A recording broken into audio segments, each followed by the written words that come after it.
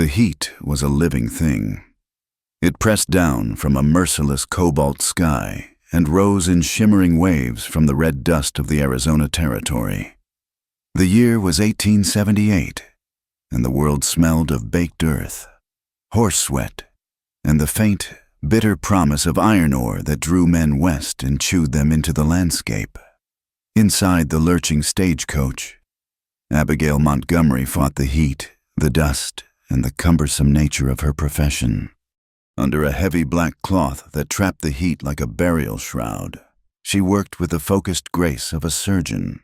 The air was thick with the sharp, sweet scent of collodion and ether.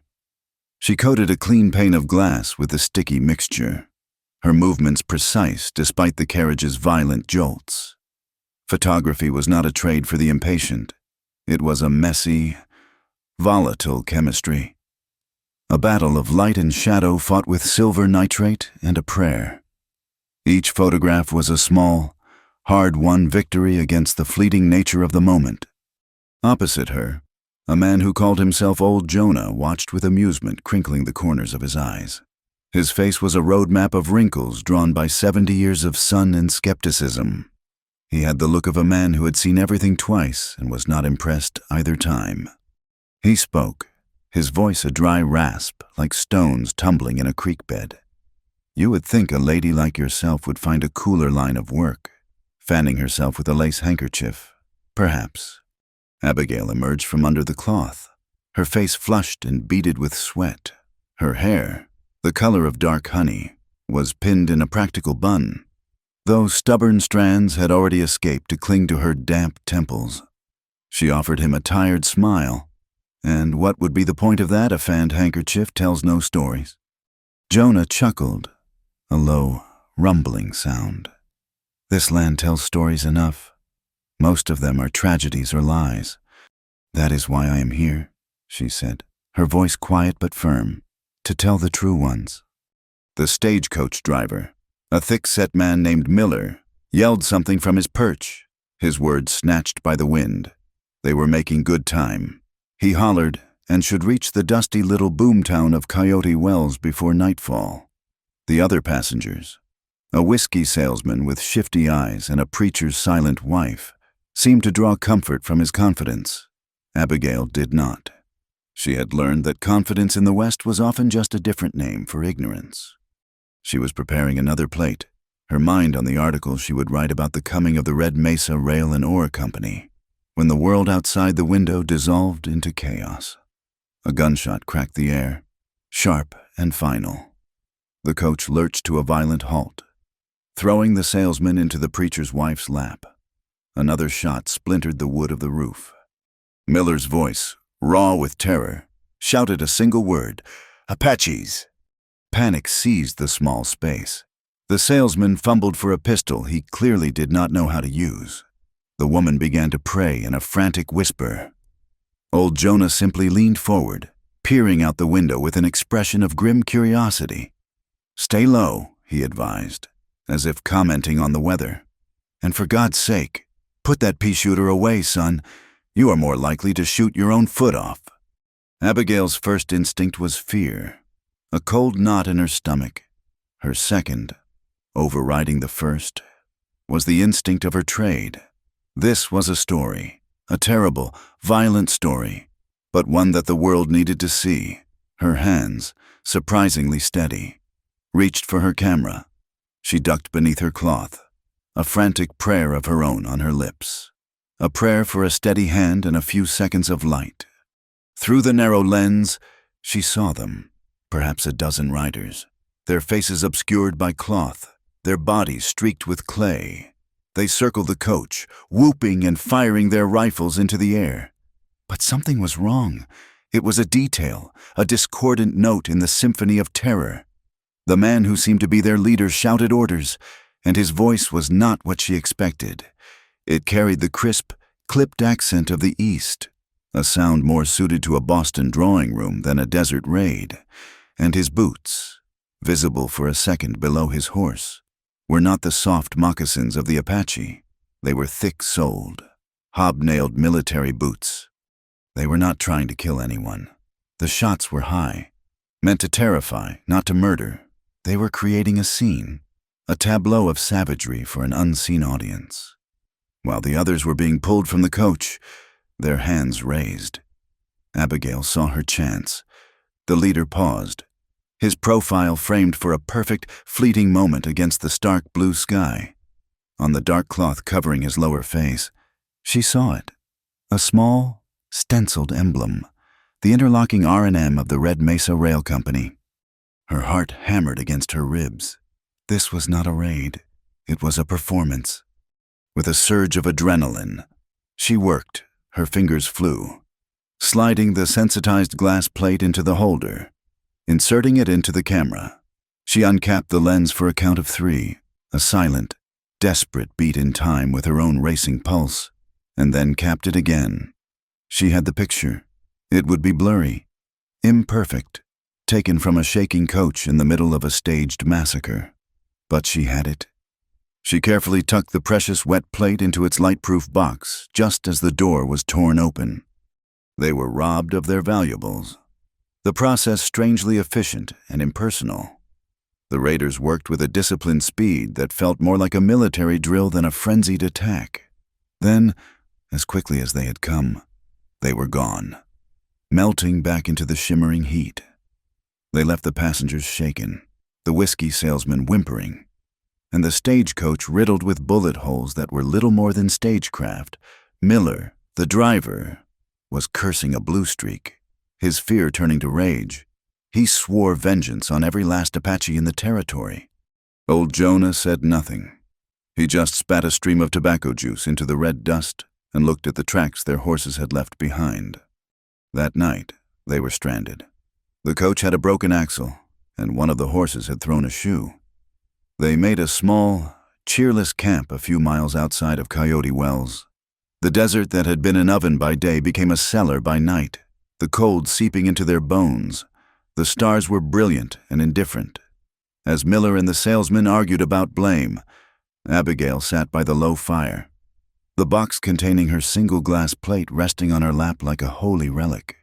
The truth was in that box, she thought, but it was a truth as fragile as glass. They did not hear them approach. One moment the desert was empty, filled only with the chirping of crickets and the whisper of the wind. The next, they were surrounded. Figures on horseback emerged from the darkness, silent as ghosts. They were not the riders from that afternoon. These men were leaner, their faces weathered and proud. They carried themselves with a quiet authority that needed no shouting or warning shots. Their horses were wiry mustangs, unshod and sure-footed on the rocky ground. This was no performance. This was the real thing. Miller reached for his rifle, but a low voice from the darkness stopped him. It was a voice that commanded attention without raising its volume. "Put it down. We are not the ones who did this to you."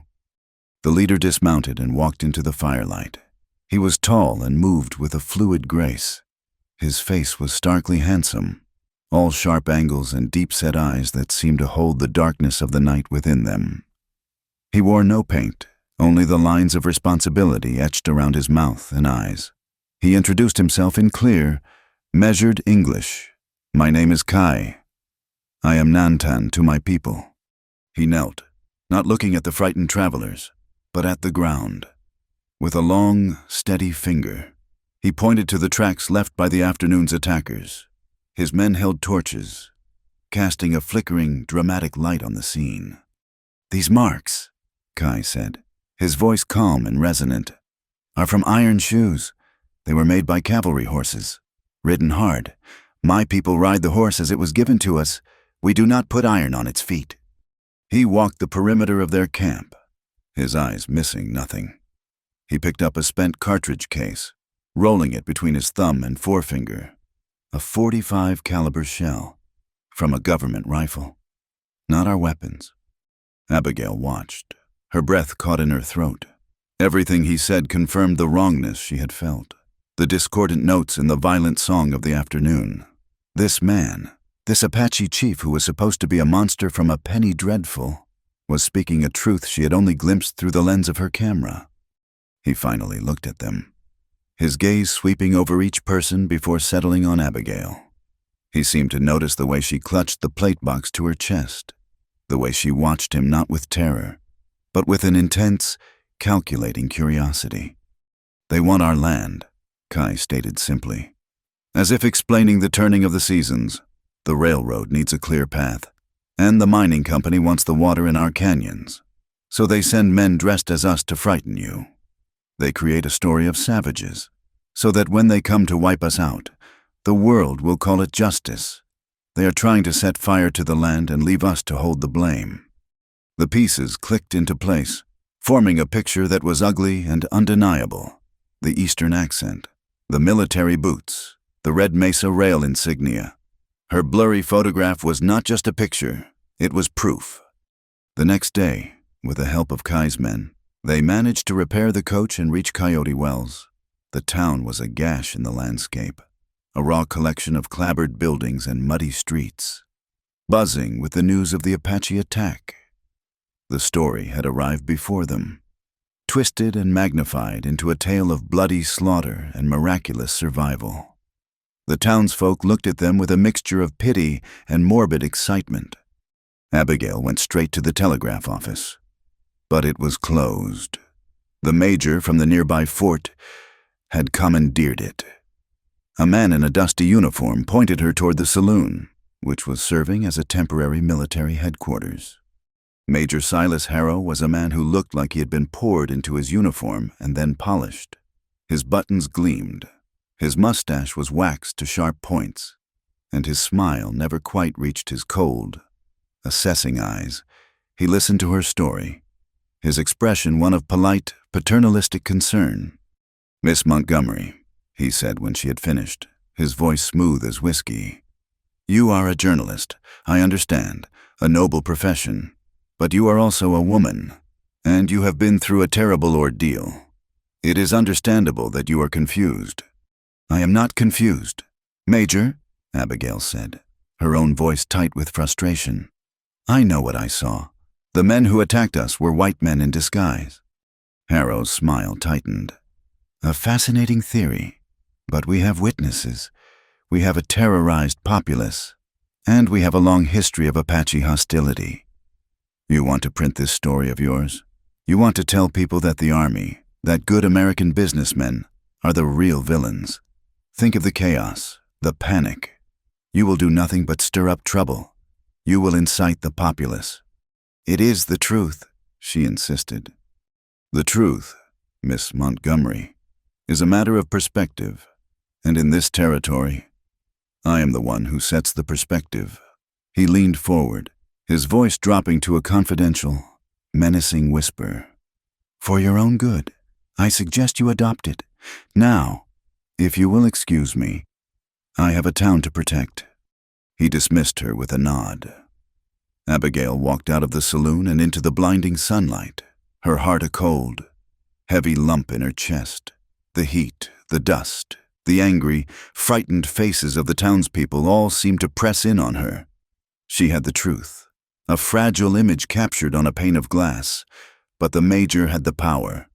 He had the guns, the telegraph wires, and a story the people were already eager to believe. And she was just one woman, with a camera and a conscience that was about to get her into a world of trouble. Old Jonah had been right. The West was full of stories. Most of them were lies. Her job was to make sure this one was not. The news of a second attack arrived in Coyote Wells on a gust of hot, dusty wind. It was not a stagecoach this time, but a supply wagon from the Red Mesa mine, ambushed 5 miles east of town. The story, told by a terrified driver who had cut his horses free and galloped back, was the same. A sudden raid, blood-curdling yells, and the specter of Apache warriors. But this time, the story had a darker ending. The wagon was burned, the supplies looted or destroyed, and the guard, a young man named Henderson, was missing. In the center of town, the public well had become a gathering place for fear. The water level was low, the bucket scraping bottom and coming up half empty with a thin, alkaline tasting liquid. The dwindling water seemed to mirror the town's shrinking reserves of reason. The morality of Coyote Wells was drying up. Men spoke openly of forming a militia, of riding out to teach the Apache a lesson they would never forget. Major Harrow's words from the day before echoed in Abigail's mind. He was not just setting a perspective. He was watering a garden of hate, and it was beginning to bear fruit.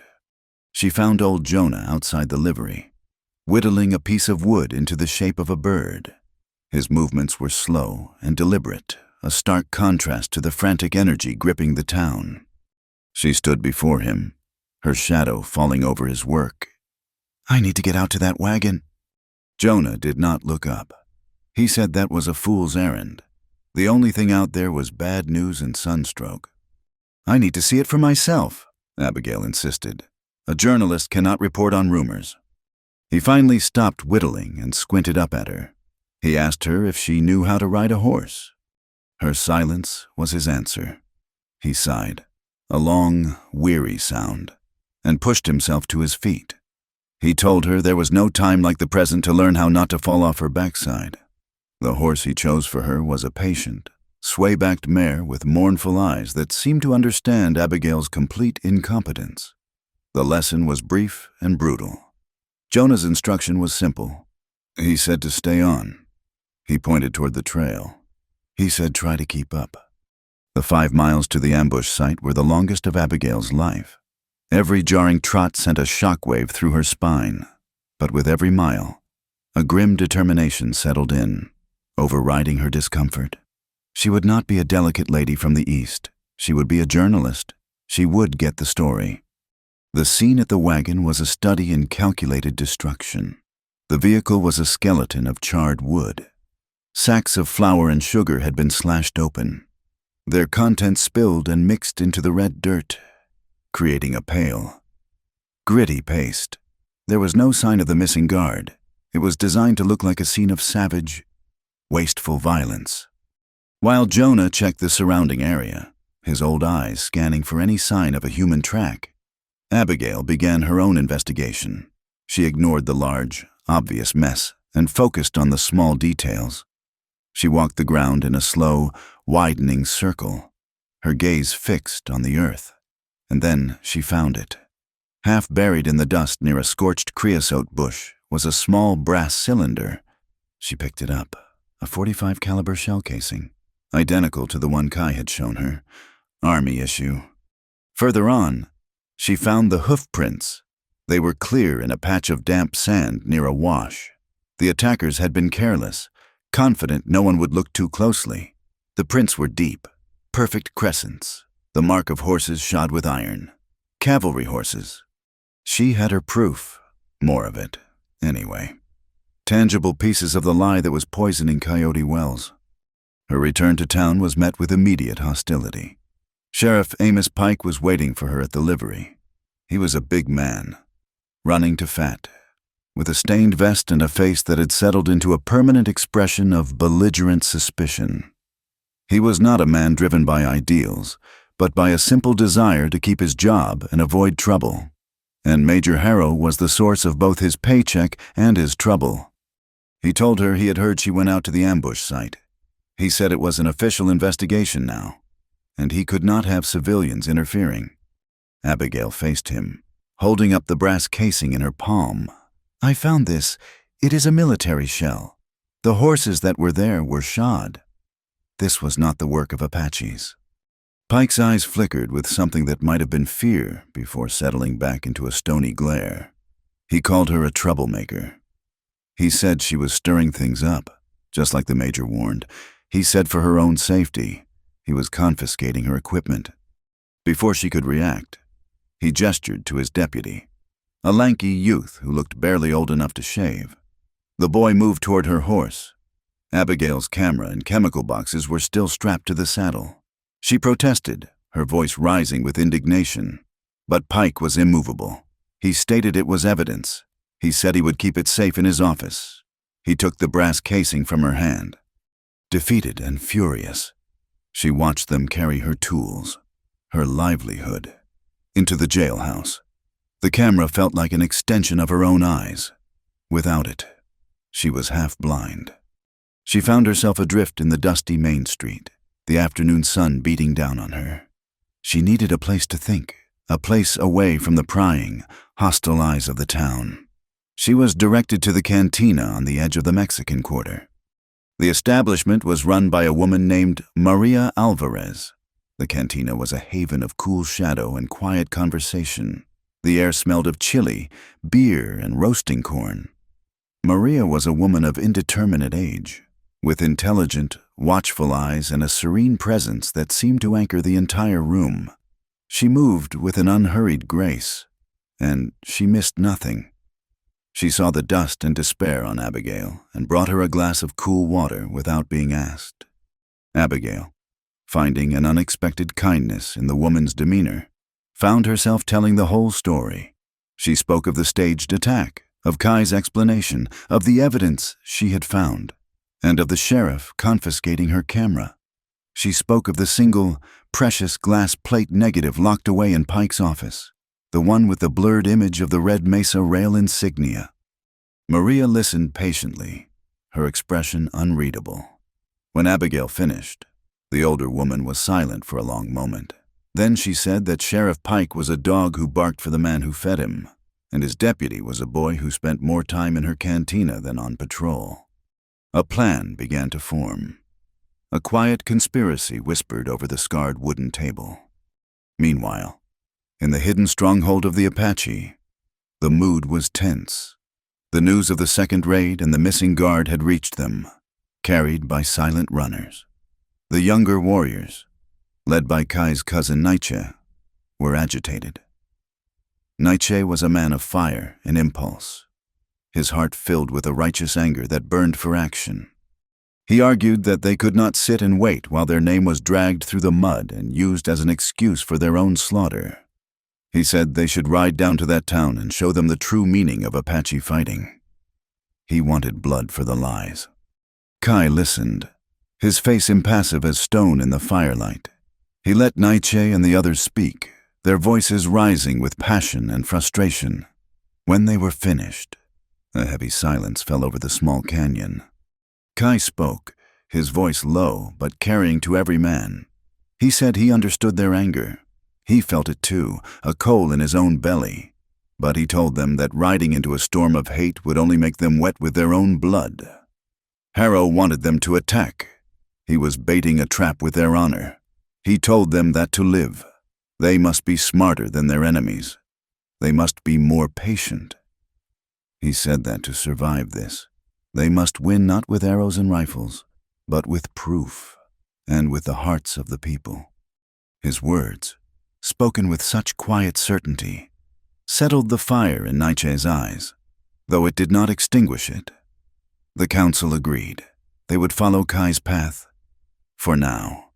Back in Coyote Wells, another man was following his own path.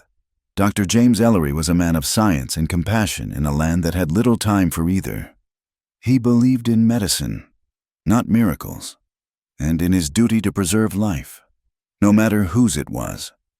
Returning from a difficult childbirth at a remote ranch, his buggy rattled along the moonlit trail. It was then he heard it, a low moan from a thicket of mesquite. He stopped, his hand resting on the pistol he carried but had never fired. He called out. The sound came again, weaker this time. With his medical bag in hand, he pushed through the thorny branches. He found a boy, no older than 18, lying in a pool of his own blood. He was wearing the rough-spun clothes of a civilian, but the gash in his leg was a clean, deep wound from a knife, and the feverish heat coming off his skin spoke of a raging infection. It was the missing guard from the supply wagon, Henderson. He had not been captured by Apaches. He had been left for dead by his own. The doctor worked quickly, cleaning and binding the wound, giving the boy water from his canteen. The boy was delirious, muttering about money, about costumes, about the major's promises. Dr. Ellery loaded him into his buggy and took him back to his small surgery in town. The boy's fevered words painting a picture of a conspiracy more deadly than any infection. That night, as the deputy drank his third beer in Maria's cantina, his back to the door of the sheriff's office. Maria's young nephew slipped across the street. He was as quiet as a shadow. He carried a box containing several blank glass plates. A few minutes later, he slipped back out, leaving the box of blanks and taking the box that held Abigail's equipment. Inside was the one plate that mattered, a single, fragile piece of truth, now safe from the men who wanted it destroyed. Major Silas Harrow believed in the power of spectacle. 2 days after the supply wagon burned, he transformed the town's largest saloon into a hall of progress. Banners for the Red Mesa Rail and Ore Company hung from the rafters, promising prosperity and civilization on a grand scale. On a makeshift stage at the far end of the room, Harrow stood beaming, a prophet in a well-pressed uniform. The most crucial part of his spectacle, however, was the 2 large barrels of whiskey set up near the door, from which any man could draw a free glass. Abigail moved through the crowd, her notebook in one hand, her newly recovered camera in the other. Maria's nephew had delivered it the night before, a silent exchange in the moonlight, the heavy box feeling less like a piece of equipment and more like a returned limb. Now, she used it to document the faces in the crowd. She saw the eager, the greedy, and the hopeful, their features softened by the promises of jobs and security. She also saw the doubtful, the men who had lived in this territory long enough to know that promises were often just pretty words for theft. Harrow's voice boomed across the room, a practiced and persuasive thunder. He spoke of iron horses connecting their small, dusty town to the great cities of the East. He spoke of manifest destiny, a divine wind at their backs. He painted a picture of a future where the desert would bloom, where churches and schools would rise, and where the threat of savagery would be a distant memory, a story to frighten children. He said this railroad is not just about iron and wood. It is the artery of a new nation. It brings with it not just goods, but ideas. It brings law. It brings order. It is the engine of civilization itself.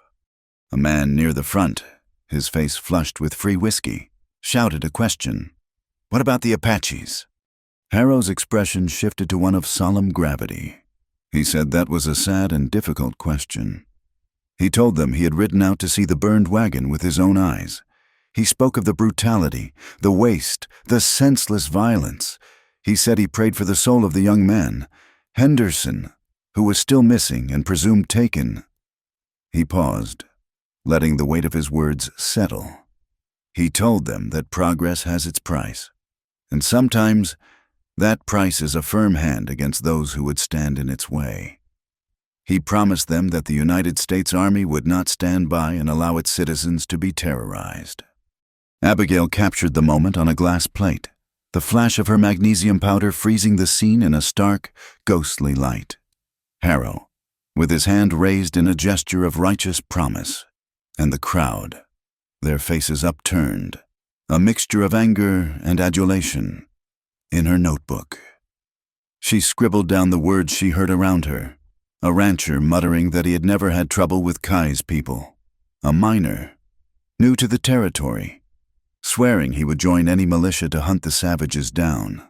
The town was a frayed rope, and Harrow was pulling on both ends. The meeting was broken up by a rider, his horse lathered and heaving, who pushed his way through the swinging doors. He shouted for the major, his voice ragged with panic. It was a fire, out at the old trading post, the one the Apache used to store their winter supplies of grain and dried meat. It was burning. A new energy, dark and volatile, surged through the saloon. Harrow, seizing the moment, became the very picture of decisive leadership. He called for volunteers. He deputized a dozen men on the spot, Sheriff Pike swelling with self-importance as he pinned tin stars on their chests. They were a mob, sanctified by the law. Abigail did not follow them. She went to find old Jonah. He was already saddling his horse. He gave her a grim look. He told her it was a funny thing, that fire. He said the Apache store their goods in a stone structure with a tin roof, and it had not rained in 2 months. Stone does not catch fire on its own. They rode out, taking a longer, more discreet route. The pillar of black smoke was a profane finger pointing at the sky. When they arrived, the mob was already there, trampling the scene, shouting and pointing at the gutted stone building. Harrow was directing them, his voice full of authority, ensuring the narrative was set before the ashes even cooled. Abigail ignored them all. She circled the ruin, her eyes on the ground. She found what she was looking for at the rear of the building. Shielded from the chaos, the smell was unmistakable, sharp and chemical. It was the scent of kerosene. A large, dark stain soaked the earth where the fuel had been poured against the stone foundation. And in the soft dirt nearby, a single, clear footprint, not a moccasin, the distinct outline of a hobnailed military boot. 2 days later, old Jonah led her to a meeting place deep in a canyon of red rock. The air was still and cool. Kai was waiting for her, alone. He stood not like a man in hiding, but like a man who was simply part of the landscape. Abigail felt a tremor of the fear that had been drilled into her since childhood. The fear of the savage, the wild man. But it was fleeting, replaced by a powerful sense of respect for the quiet dignity of the man before her. She told him everything she had seen, the meeting, the fire, the kerosene, the boot print. She told him she had her camera back, and the plate showing the red mesa insignia. Kai listened without interruption, his dark eyes fixed on her face. When she was done, he nodded slowly. He said she saw with a true eye, but he asked her what good was one true eye in a world of blind men. Abigail met his gaze. "Let me help you. Let me tell your story.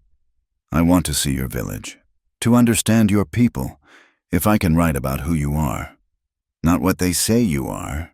Perhaps some of the blind men will begin to see." He was silent for a long time, studying her. She could feel him weighing the risk, the danger of trusting an outsider, a white woman with a strange box that captured shadows. Finally, he spoke. "You may come. You will be a guest in my home, but you must promise me something. Your shadow box. It can be a weapon. It can steal a part of a person's spirit. You will not use it on my people, not on any man, woman, or child, unless you have asked their permission, and they have said yes." "I promise," Abigail said, the words feeling like a solemn vow. The Apache village, or rancheria, was nothing like the chaotic, filthy camps described in the Eastern papers. It was a quiet, orderly community nestled in a high valley, protected by sheer canyon walls and a clear, running stream.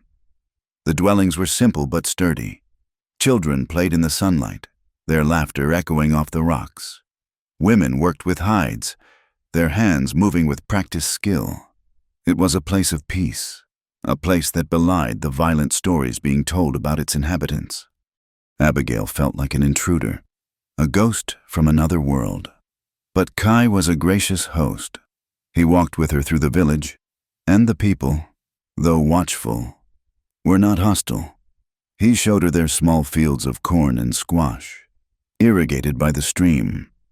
He explained their connection to the land, not as a thing to be owned, but as a mother to be respected. She met a small, orphaned girl named Lila. The girl's parents had been lost in an army raid years before. She was shy, with eyes that held an old sorrow. She followed Abigail at a distance, a curious, silent shadow. One afternoon, as Abigail sat writing in her notebook, Lila approached her. She opened her small, dusty hand. In her palm lay a single kernel of corn, a vibrant, almost turquoise green. Kai, who had been watching from nearby, came and knelt beside them. He explained to Abigail that it was a special seed, passed down through generations. It was a promise. Even after a fire, even after a drought, if you had the seed, you could begin again. Hope, he said, his voice soft, is a very small thing you can hold in your hand. In those moments, the weight of his responsibility became clear to Abigail. It was not just for the land or the traditions. It was for the children like Lila. It was for the hope in that small, green seed.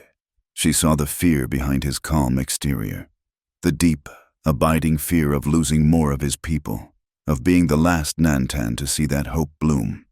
Abigail began to learn a few words of their language, the names of the plants they used for medicine.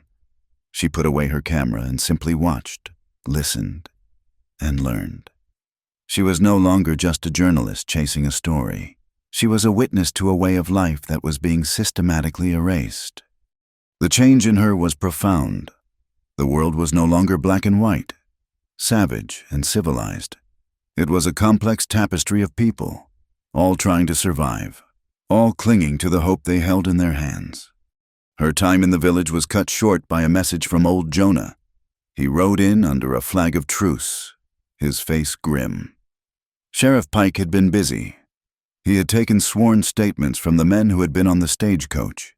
He had crafted a report, a work of pure fiction, detailing how the Apache chief had taken the female journalist captive. A warrant had been issued. To the world beyond Coyote Wells. Abigail Montgomery was not a guest of the Apache. She was their prisoner. The news of the warrant forced them into motion. To stay in the village was to invite an attack, to bring Harrow's war directly to the homes of Kai's people. To return Abigail to Coyote Wells was to hand her over to a man who saw justice as an inconvenience. There was only one other option, a difficult, dangerous journey east, toward the next major town with a telegraph office, a town beyond Harrow's immediate reach. Kai would not let her go alone. He knew the land, the hidden waterholes, the secret paths. Nietzsche, his blood still simmering with a desire for action, insisted on coming as well, arguing that two warriors were better than one. Abigail, her heart a knot of gratitude and guilt, agreed. She was the cause of this flight, and she would see it through. They traveled light and fast, sticking to the high country, the rugged, broken land that the army patrols avoided. For 2 days, they moved through a world of stark and silent beauty. But on the third day, the world began to change. The cobalt sky of the morning grew hazy, then yellow, then a strange, bruised purple. The wind, which had been a steady, cooling whisper, began to gust and moan, picking up sand and whipping it into their faces. Kai stopped, his eyes scanning the horizon. "A dust storm," he said, his voice low and serious. "A bad one. We need to find shelter." He led them toward a deep gash in the earth, a canyon whose walls glowed a fierce, fiery red in the dying light. The entrance was narrow, a tight squeeze between towering monoliths of sandstone. "This is the Canyon del Fuego," Kai said over the rising shriek of the wind. "An old place, a safe place." The wind howled at their backs, pushing them forward as if the desert itself wanted them swallowed by the canyon's red throat. Inside, the sound was muffled, the air thick with suspended dust. But the full force of the storm was broken. They moved deeper, into the belly of the canyon, the light fading to a gloomy twilight. The air tasted of grit. It was Nietzsche who saw them first. Huddled against the canyon wall, half buried in drifting sand, was a wagon. A pair of exhausted mules stood with their heads hung low. A man, a woman, and a small child were trying desperately to shield themselves with a threadbare blanket. They were Mexican travelers, caught in the storm just as they had been. The man looked up as they approached, his face a mask of fear. He reached for an old rifle. Kai held up an empty hand, a universal sign of peace. He spoke to the man in a mixture of Spanish and Apache, his voice calm and reassuring. He told them they were all travelers seeking shelter from the same wind. The fear in the man's eyes slowly gave way to a weary relief. He introduced himself as Mateo. His wife was Rosa, and their daughter, Elena. They were heading to a new life on a small plot of land they had bought, but their wagon had thrown a wheel just as the storm hit. Together, they found a shallow cave carved into the rock, large enough to shelter them all from the worst of the wind. They built a small, smokeless fire from dry wood Kai found in a protected crevice. The warmth pushed back the encroaching chill. They shared what little food they had, the Apache's dried meat and the Mexican family's corn tortillas. In the small circle of firelight, the divisions of the outside world seemed to dissolve. They were no longer Apache or Mexican, or a white woman from Missouri. They were simply people, huddled together against a storm. As the wind raged outside, a strange peace settled within the cave. The child, Elena, fell asleep in her mother's arms. Mateo, his strength spent, soon followed. Nietzsche kept watch at the mouth of the cave, a silent, stoic guardian. Abigail noticed that Kai was favoring his left arm. In the scramble to get into the canyon, a loose rock had scraped him from shoulder to elbow. It was not a deep cut, but it was long and bleeding sluggishly, the red line stark against his skin in the firelight. Without a word, she took a clean cloth from her bag and dipped it into her canteen. She gestured to his arm. He looked at her, then at the wound, and nodded.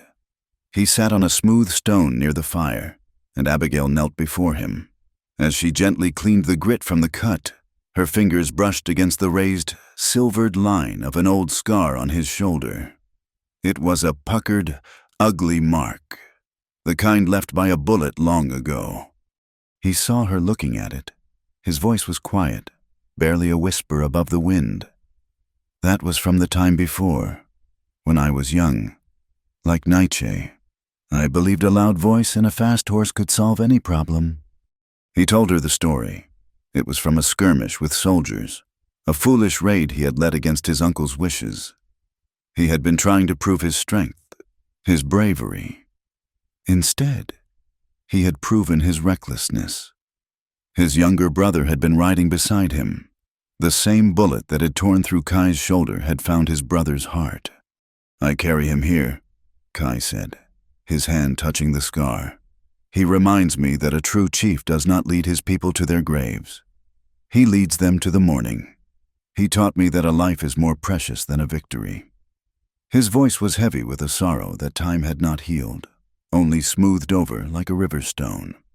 Abigail finished cleaning the new wound, her touch gentle, respectful. She saw him then not as a warrior, or a chief, or a myth, but as a man who carried the weight of his people, the ghosts of his past, and the heavy burden of hope. It was a moment of profound connection, an understanding that passed between them without any more words.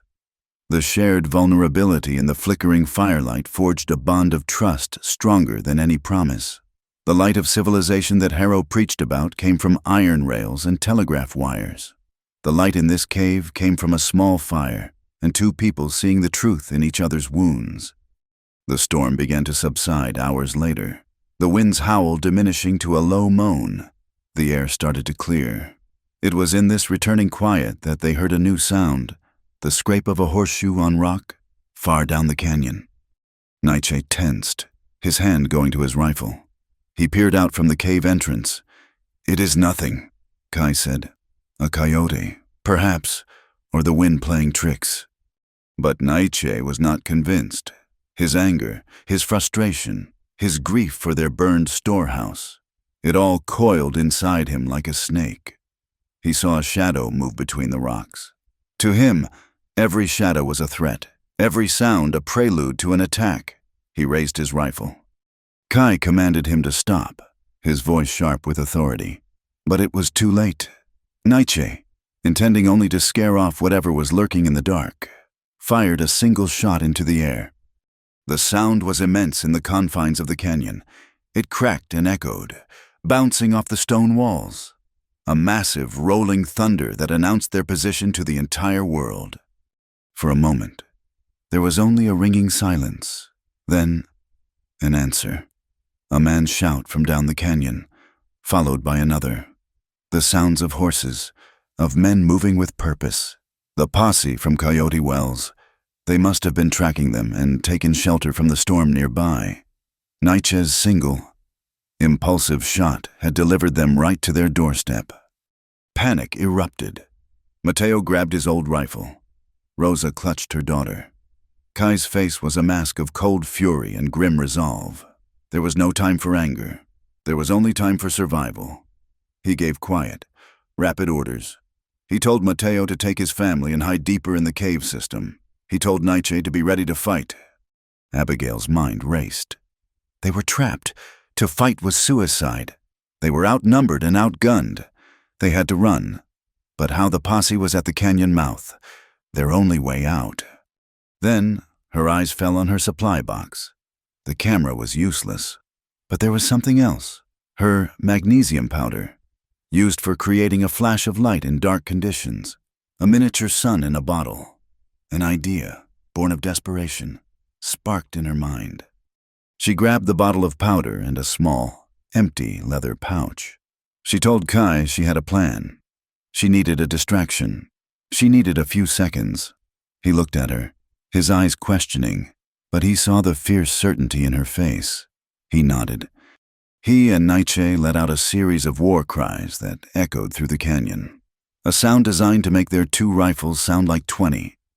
They fired a few shots toward the entrance, drawing the posse's attention.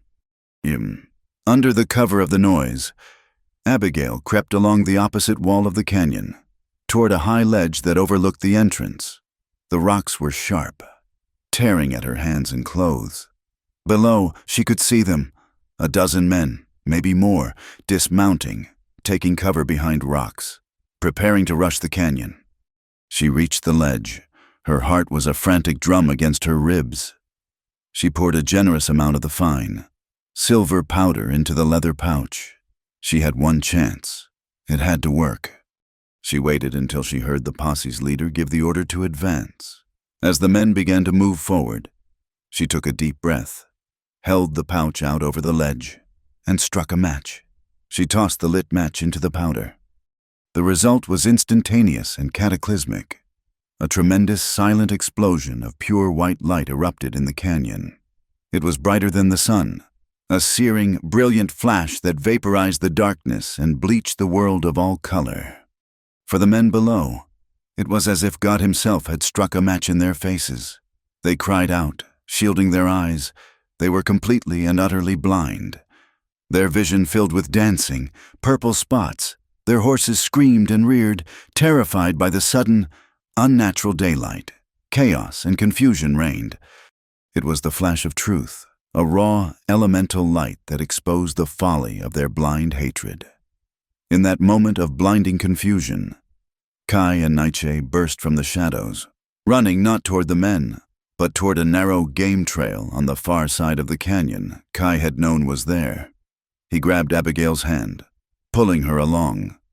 They scrambled up the steep path, the shouts of the disoriented men fading behind them. They ran, fueled by adrenaline, until the sounds of the canyon were gone, replaced once more by the quiet whisper of the desert wind. They had escaped. They were alive, but they were deeper in the wilderness than ever, with enemies behind them and an uncertain road ahead. The journey back from the Canyon del Fuego was a phantom passage. They moved by night, resting during the crushing heat of the day in hidden arroyos and shallow caves. The desert that had been their enemy was now their accomplice, its vast, empty spaces providing a cloak of invisibility. It was old Jonah who found them. He appeared one evening as the sun bled across the horizon, not with a shout, but with the quiet inevitability of a shadow detaching itself from a rock. He had been tracking them since the storm, his old eyes reading the faint signs of their passage that another man would have missed completely. He brought news, water, and a grim assessment of their situation. The posse had returned to Coyote Wells with a wild tale of being ambushed by a large war party, their story amplified by the phantom light of Abigail's magnesium flash, which they described as some form of powerful Apache magic. The warrant for Abigail's arrest was now a warrant for a fugitive, a kidnapper's accomplice, under the cover of a moonless night. Jonah led Abigail back to the edge of the town. She did not go to her rented room at the boarding house, but to the small adobe building that served as both the home and surgery of Dr. James Ellery.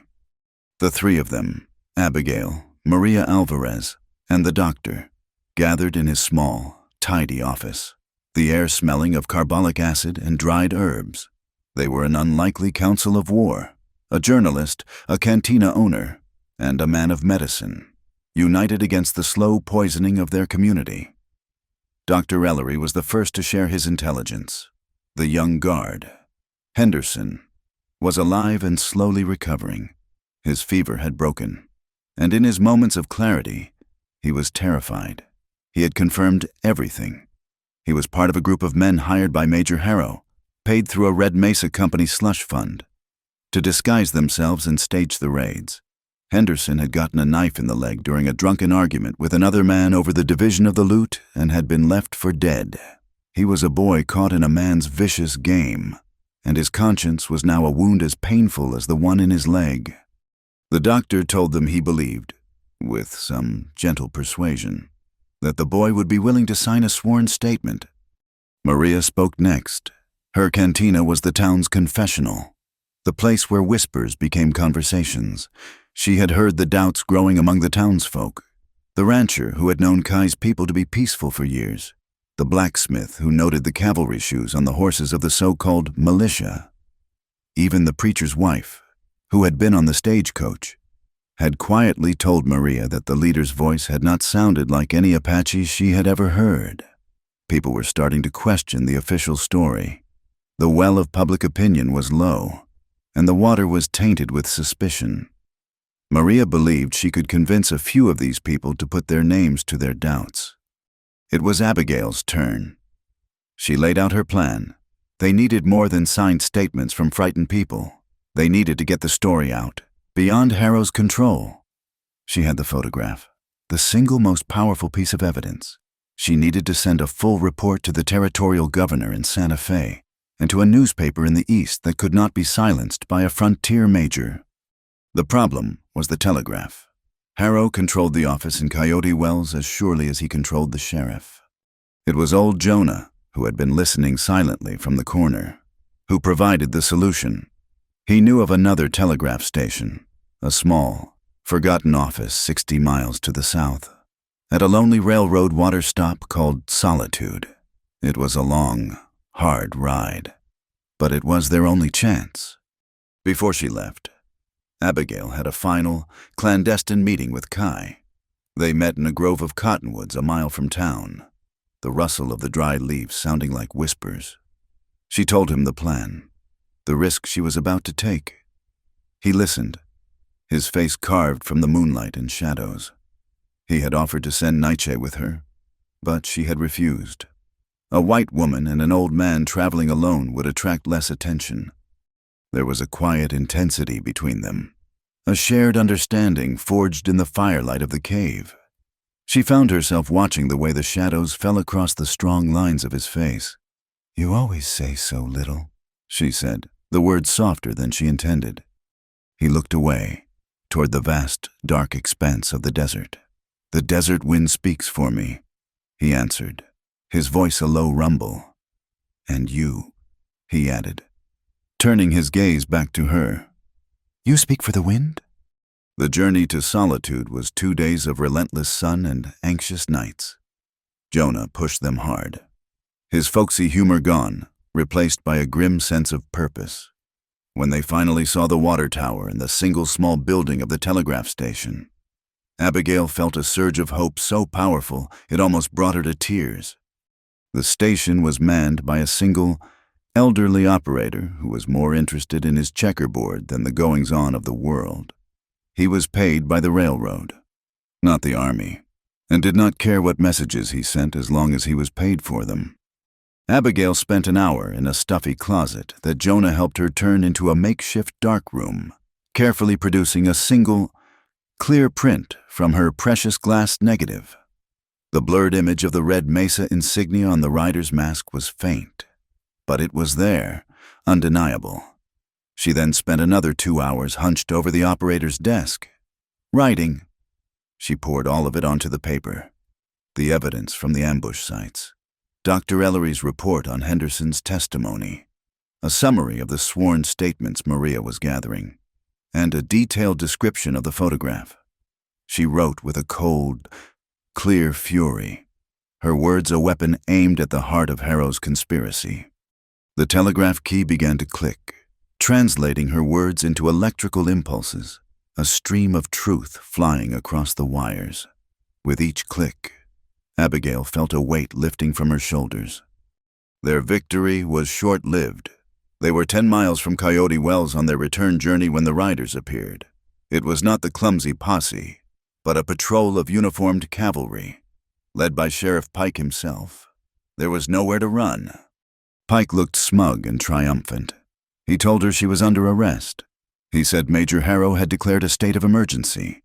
He accused her of incitement to riot and conspiring with hostile savages. As they led her away, her hands bound before her, she looked at old Jonah. He gave her a subtle, almost imperceptible nod. The message was sent. The truth was out.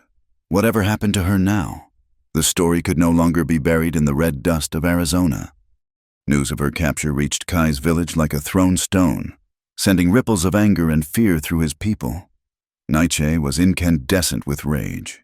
He argued that they had tried Kai's way, the way of patience, and it had failed.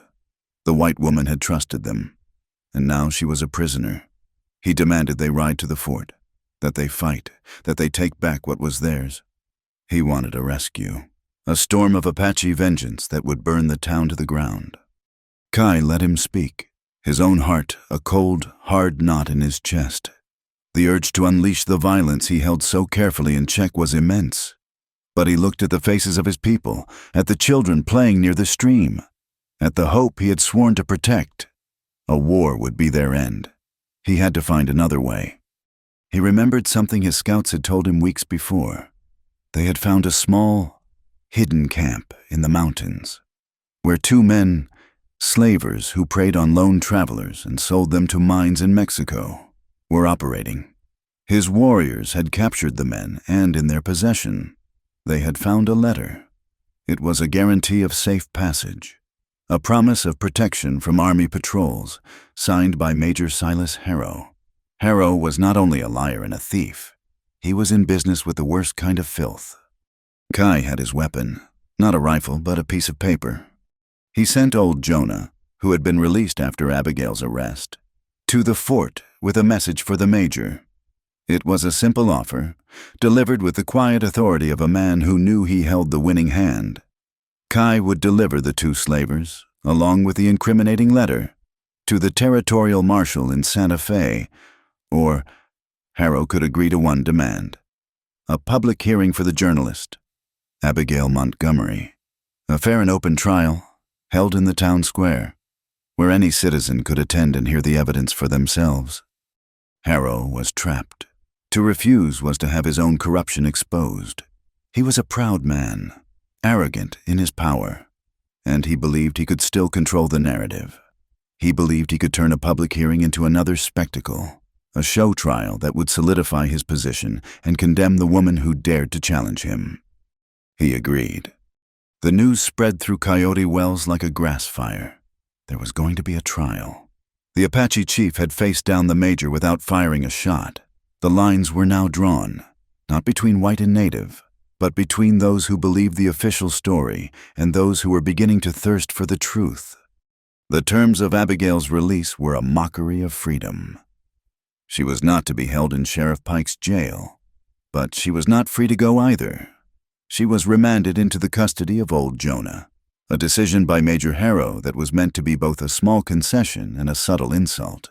It made the old man her jailer and implied that she, like a child, needed a guardian. They were forbidden from leaving the immediate vicinity of Coyote Wells, and Harrow had made it clear that any attempt to communicate with the Apache would result in her immediate imprisonment at the fort. So they waited, not in the town, with its hostile stares and whispered accusations, but in a small, sheltered grove of cypress trees a few miles out, a place Jonah knew from his trapping days. It was a pocket of stillness in the vast, anxious landscape. A stream, clear and cold, ran through the grove, and the air smelled of damp earth and sharp, clean cypress.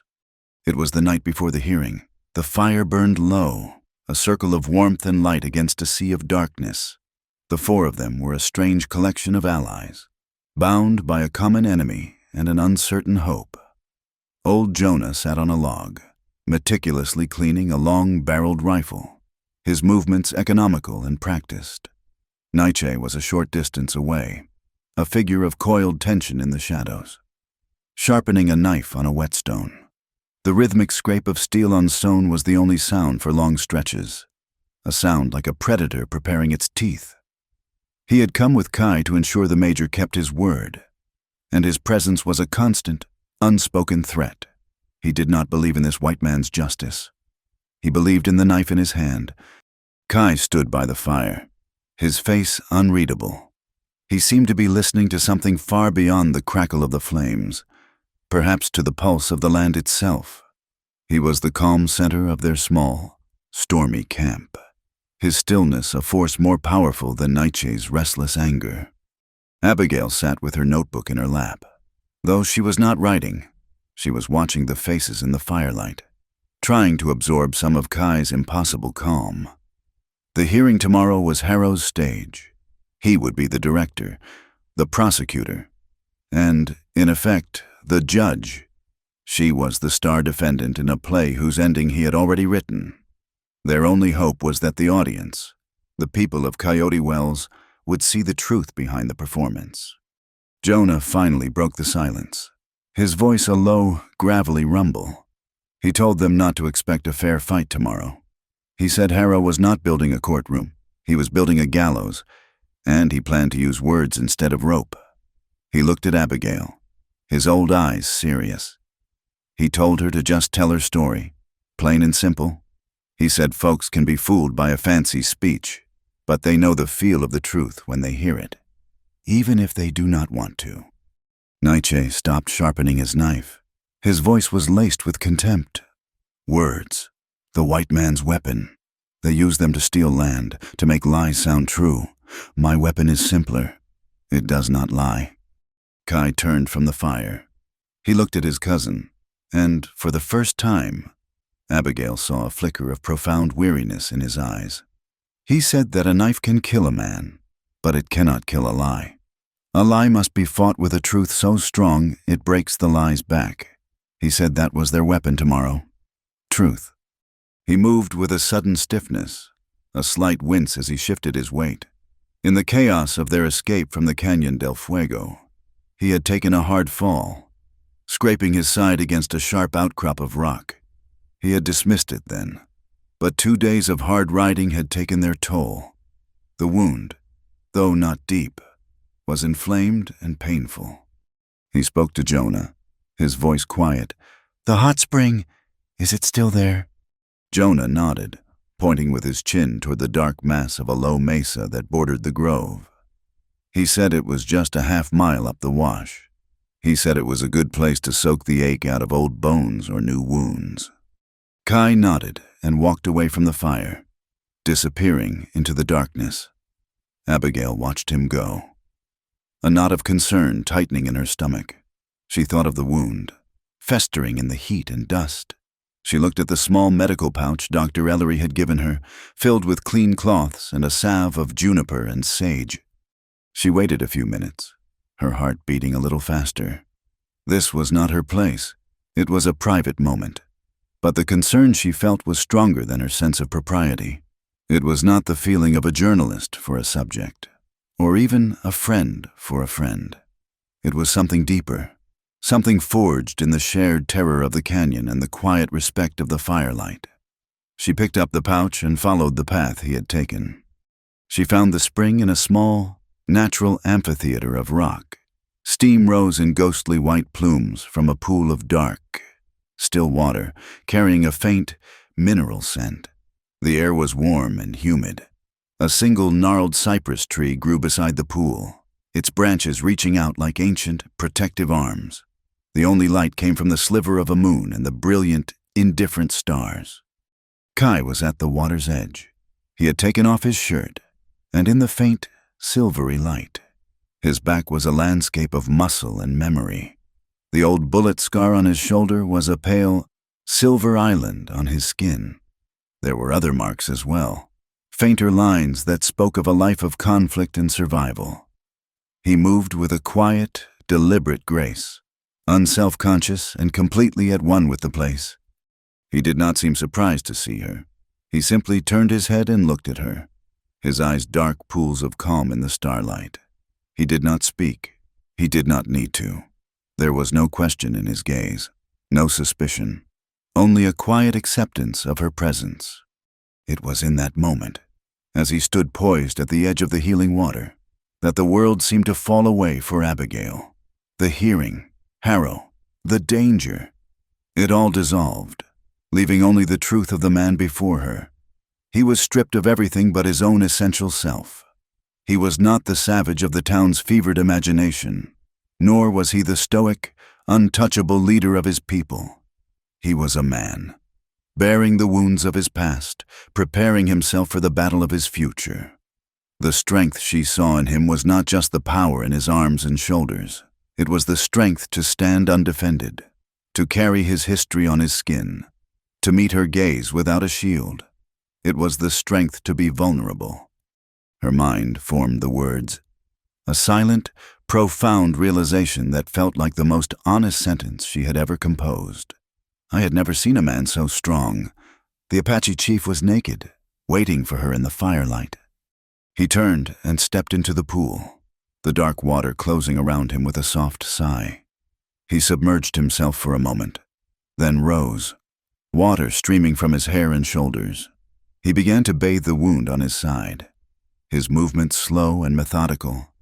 Abigail walked to the edge of the pool and set down the pouch with the clean cloths and salve.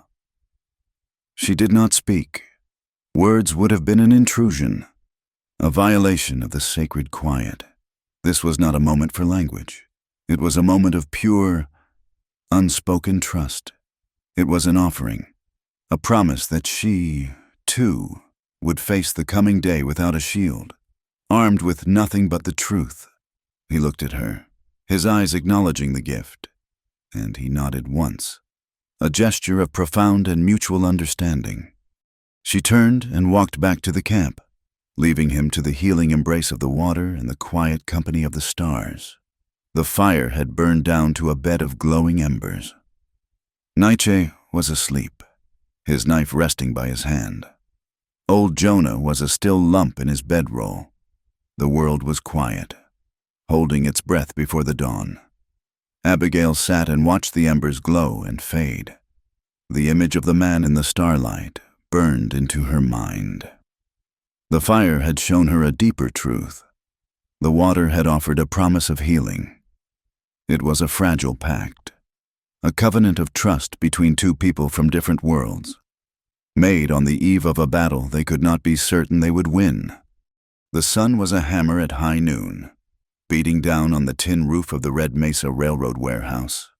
Heat radiated invisible waves from the packed dirt of the yard. Major Silas Harrow had chosen his courtroom well. It was not a place of justice, but a place of industry, a theater of progress where the clatter of iron and the shouts of laborers were the daily liturgy. He had a table and a chair set up on the main loading dock, turning it into a makeshift judge's bench. Below him, the townspeople of Coyote Wells crowded together, their faces a mixture of sweat, dust, and raw, simmering tension. They were a jury of the fearful and the angry, and Harrow was the master of their emotions. Abigail stood beside old Jonah, her hands clutching the wooden box that held her camera and plates. She felt 100 pairs of eyes on her, branding her as a traitor, a conspirator, an apostate to the simple faith of fear and hatred Harrow was preaching. She saw Maria Alvarez and Dr. James Ellery near the front of the crowd, their faces composed but taut with anxiety. She searched for Kai and Nietzsche but could not see them, and a fresh spike of fear went through her. Harrow banged a gavel, a theatrical sound that echoed in the cavernous warehouse. He declared the hearing in session. His voice was smooth and confident, the voice of a man who owned the stage and had already read the final act. He laid out the charges with a solemn gravity. Incitement, conspiracy with a hostile force, endangering the peace and security of the Arizona Territory. The words were heavy, designed to crush her under their official weight. He called his first and only witness, Sheriff Amos Pike. The sheriff heaved himself onto the loading dock. He looked uncomfortable in his Sunday suit, the collar too tight, a sheen of nervous sweat on his upper lip. He took an oath on a Bible, his hand trembling slightly. He avoided looking at Abigail. He looked at the major, at the crowd, at the dusty floor, at anything but her. Harrow led him through his testimony. The questions were simple, the answers rehearsed. Pike described finding Abigail in the company of the Apache chief, Kai. He painted a picture of a willing participant, not a prisoner. He spoke of her defiance, her wild talk of conspiracies, her refusal to cooperate with his lawful authority. It was a masterpiece of half-truths and outright lies, woven together so skillfully that to the uninformed, it sounded like the plain, unfortunate truth. "Did she, at any point, ask for your help or protection?" Sheriff Harrow asked, his voice ringing with false sympathy. "No, sir," Pike mumbled. "She seemed quite content where she was." "And in your professional opinion, was she a danger to this community?" Pike finally risked a glance at Abigail, his eyes full of a strange mixture of resentment and shame. "Yes, sir, I believe she was.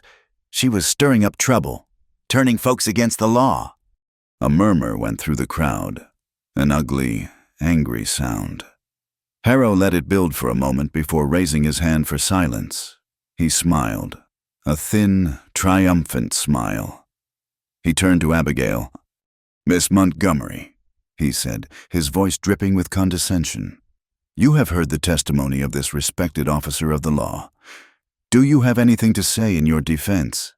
Do you have any witnesses you would like to call?" He expected her to say nothing. He expected her to stand there, a lone, discredited woman, and accept her fate. Abigail took a deep breath, the hot, dusty air searing her lungs. "Yes, Major, I do." A flicker of surprise, quickly suppressed, crossed Harrow's face. The crowd stirred. "I call Maria Alvarez," Abigail said, her voice clear and steady. Maria stepped forward, her back straight, her expression serene. She was a figure of quiet authority in the town, a woman who commanded respect without ever demanding it. Her presence alone shifted the energy in the yard. Harrow could not dismiss her as a hysterical female. Maria did not address Harrow. She turned to the crowd. She said that she was not a witness to a crime, but she had a witness who needed to be heard. She called for Dr. James Ellery. The doctor came forward, his medical bag in his hand. He looked at Harrow with an expression of cool, scientific disapproval, as if the Major were a particularly nasty infection. "I have a patient, Major," the doctor said, his voice precise and calm. "He has a story to tell, a story I believe this town needs to hear." He turned and gestured toward the warehouse doors. Two of Maria's nephews helped a young man walk into the sunlight. He was pale and thin, leaning heavily on a crutch, his leg tightly bandaged. It was Henderson, the guard from the supply wagon, the boy who had been left for dead. A collective gasp went through the crowd. This was the boy the Apaches had supposedly captured and tortured. "Henderson," Harrow said, his voice suddenly sharp, his composure cracking. "What is the meaning of this? You should be recovering at the fort." The boy flinched at the sound of Harrow's voice. He looked terrified. He looked at the doctor, who gave him a reassuring nod. He took a shaky breath and began to speak, his voice weak but clear in the sudden, absolute silence. "He said he was never captured by the Apache. He said he was hired, along with a dozen other men, by Major Harrow. He told them about the disguises, the cavalry horses, the staged raids. He told them how he had been wounded by one of his own men and left to die because he had become an inconvenience. His testimony was a simple, brutal confession, and it landed with the force of a physical blow. Harrow's face went white with fury. He shouted that this was an outrage, that the boy was delirious, his mind poisoned by his ordeal. He called him a liar, a coward. It was then that old Jonah made his move. He walked forward, not toward the loading dock, but toward the street. He returned a moment later, leading a horse. It was a big, strong bay. A United States Army cavalry mount. Strapped to its back was a military-issue saddle and pack. Jonah did not say a word. He simply pointed to the horse's flank, where the Army brand was clearly visible. Then he lifted the horse's front hoof. He pointed to the iron shoe. A specific government-issue design. He looked at the crowd. "I tracked the men who burned that wagon," he said, his voice a low growl. "These are the tracks they left, not Apache tracks, Army tracks." The murmuring in the crowd grew louder, angrier. The story they had been fed was unraveling, thread by thread. Now it was Abigail's turn. She walked to the open space in front of the dock and set up her camera on its tripod. The movements were a comfort, a familiar ritual in the midst of chaos. She did not speak. She let the silence and the growing tension be her introduction. She pulled the large glass plate negative from its protective sleeve. She held it up for the crowd to see, the dark glass catching the harsh noonday light. "This is a shadow," she said, her voice carrying in the stillness. A moment captured in silver and light. She slid the plate into her camera and pointed it at a blank, whitewashed wall of the warehouse, using a second, empty plate. She focused the image, projecting a faint, blurry picture onto the wall. "It is difficult to see," she said, "but the truth is often blurry at first." She took the large, polished lens from the front of her camera, holding it carefully. She walked toward the wall, positioning the lens between the projected image and the white surface. Suddenly, the image snapped into sharp focus, magnified and clear for everyone to see. It was the face of the rider from the stagecoach attack, his features obscured by a dark cloth, and on that cloth, unmistakable, was the interlocking R and M of the Red Mesa Rail and Ore Company. A roar went up from the crowd. The lie was broken. The truth was projected on the wall for all to see. At that moment, a new commotion erupted at the edge of the yard. Kai and Nietzsche stood at the main gate. They were not attacking. They were blocking the way, standing between Harrow's enraged, deputized militia and the now volatile townspeople. They were a living barrier, their rifles held low in a non-threatening posture. They were not there to start a war. They were there to stop one. As if the scene needed any more drama, a rider on a foam-flecked horse galloped into the yard, shouting for Major Harrow. He held a piece of paper in his hand, a telegraph. Harrow snatched it, his face a mask of disbelief as he read. His last bit of authority, his last hope, crumbled. An aide took the paper and read it aloud. It was from the office of the territorial judge in Santa Fe. In response to a detailed report and photographic evidence received from a Miss Abigail Montgomery, the judge was issuing an immediate injunction, halting all Red Mesa activity in the territory. Furthermore, he was dispatching a federal marshal to investigate one Major Silas Harrow on charges of conspiracy and incitement. It was over. Harrow's kingdom of lies had been conquered by a telegraph wire. His face contorted into a snarl of pure, animal rage. The mask of the civilized officer was gone, replaced by the face of a cornered predator. His hand dropped to his hip, and in a single, fluid motion, he drew his service revolver. He leveled it at Abigail. Sheriff Pike, who was standing near him, took a step back, his eyes wide with panic.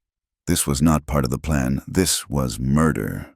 He froze, his hand hovering over his own gun, his will paralyzed. Abigail did not scream. She did not run. She stood her ground, her heart hammering, and did the only thing she knew how to do. She became a journalist. She reached for her flash apparatus, a simple tray and a bottle of magnesium powder. As Harrow took a step forward, his finger tightening on the trigger, she ignited the powder. A brilliant, blinding flash of white light exploded from her hands. Harrow cried out. Stumbling backward, his vision shattered by the sudden, searing light, he fired a single, wild shot that went harmlessly into the sky. In that split second of blindness and confusion, a shadow detached itself from the side of the loading dock. Kai moved with a speed that was almost invisible. He was not there one moment and was on Harrow the next. There was no sound, no struggle.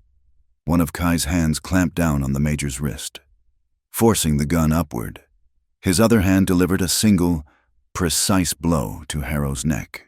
The Major crumpled to the ground, unconscious, the revolver clattering on the wooden planks. Kai stood over him, not with the look of a victor, but with a quiet, somber dignity. He had won, not with a bullet, but with restraint. A stunned silence fell over the yard. The crisis was over as quickly as it had begun. The truth was out. The villain was defeated. Justice, or at least the beginning of it, had come to Coyote Wells. Old Jonah walked over to Abigail, a wide grin splitting his wrinkled face. He clapped her on the shoulder.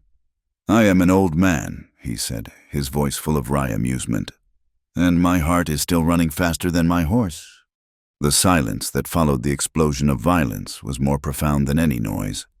For a long moment, the people of Coyote Wells stood frozen, a collective statue in the searing midday sun. The tableau was surreal: the unconscious Major on the loading dock, the discarded revolver, the Apache chief standing over him, not as a conqueror, but as a keeper of a peace he had just preserved. The spell was broken by the arrival of a man who represented a different kind of authority.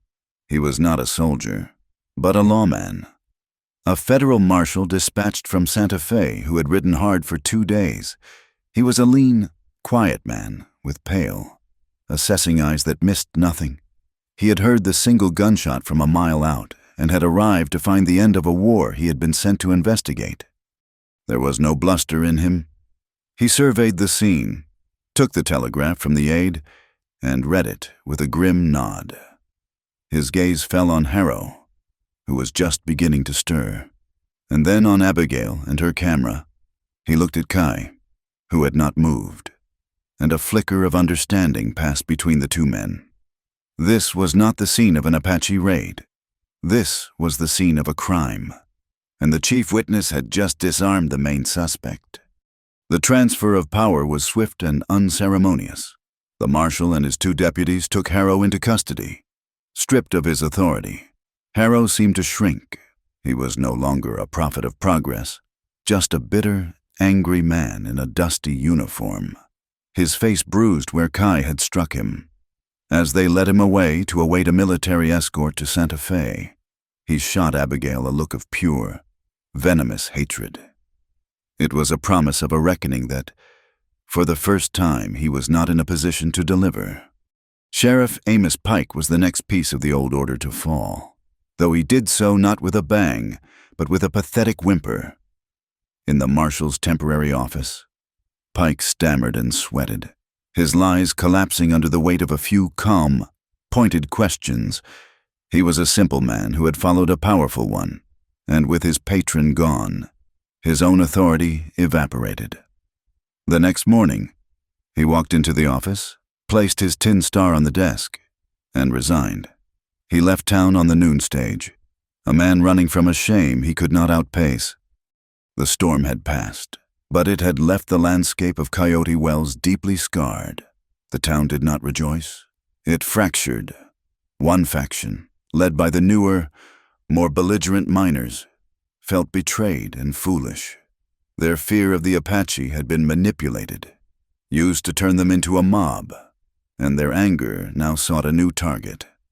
They grumbled that the army had been right, that the journalist and her savage friends had somehow tricked them all. Another faction, the older ranchers and longtime residents, were quiet and deeply ashamed. They had known Kai's people for years, had traded with them, had lived in a state of cautious but stable peace. They had allowed Harrow's silver tongue and the town's fevered anxieties to make them forget that. They now looked at their Apache and Mexican neighbors with a new, hesitant respect, the kind born from having witnessed a great wrong and their own part in it. The immediate consequence of Harrow's downfall was economic. the Red Mesa Rail and Ore Company, its operations halted and its chief advocate under federal investigation, pulled out of Coyote Wells as quickly as it had arrived. The promise of jobs, of a boom, of a glorious future, vanished overnight. The town was left with its dusty streets, its dwindling supplies, and its nearly dry well.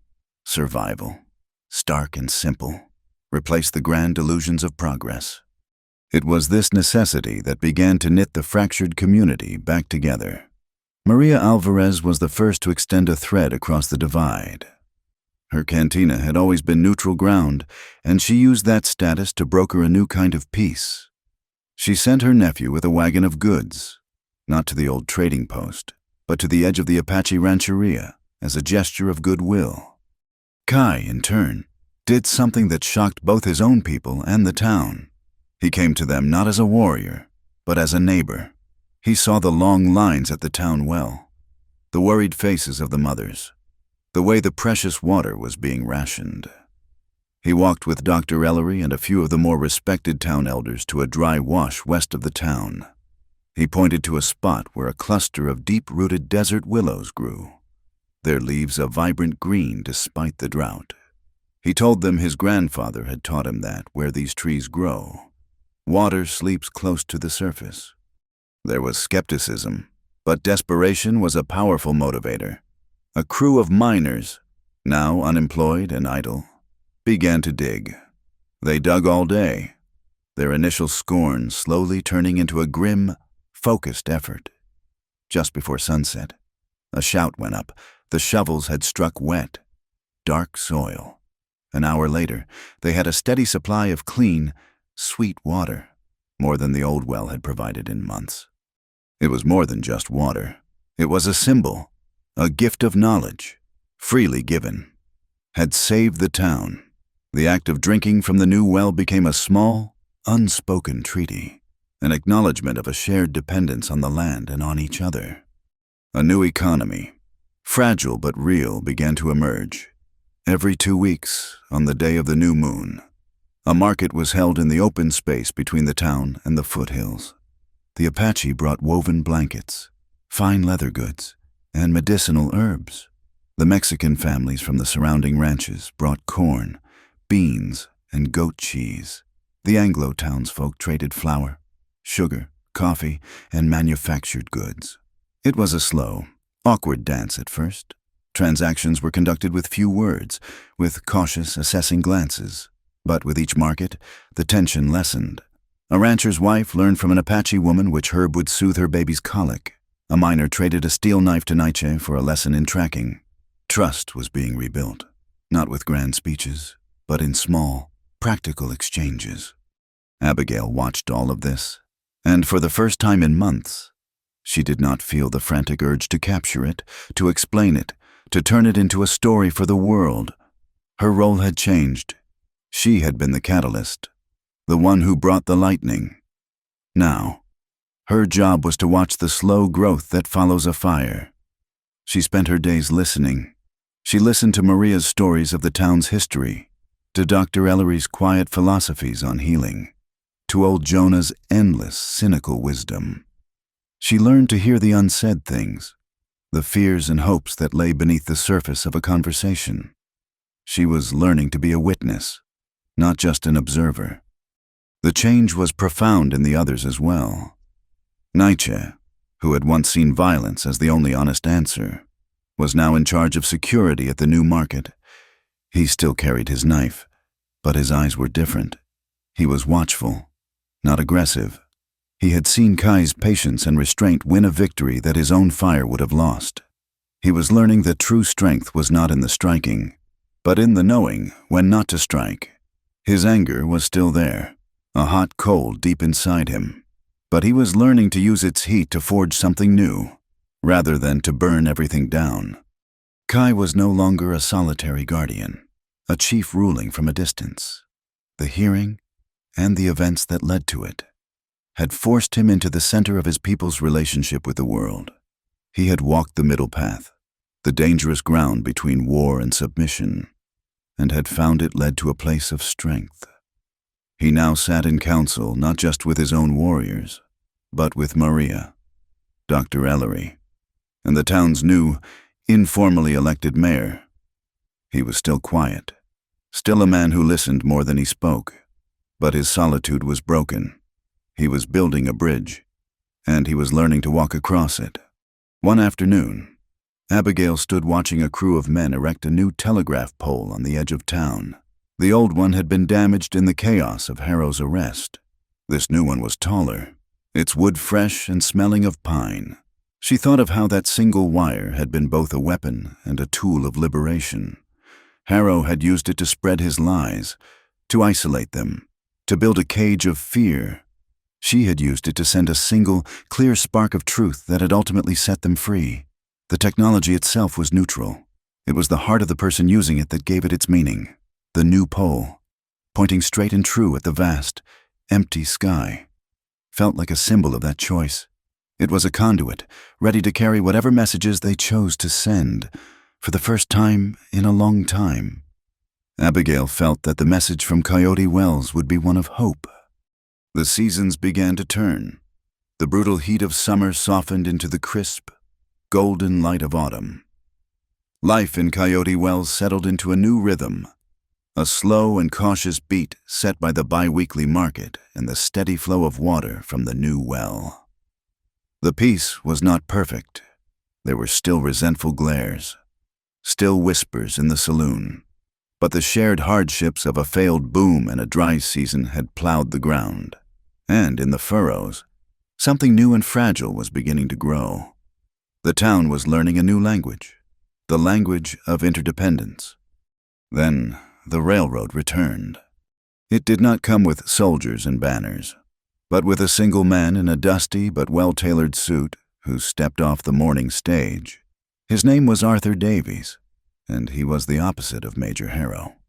He was not a man of bluster and spectacle, but of quiet efficiency.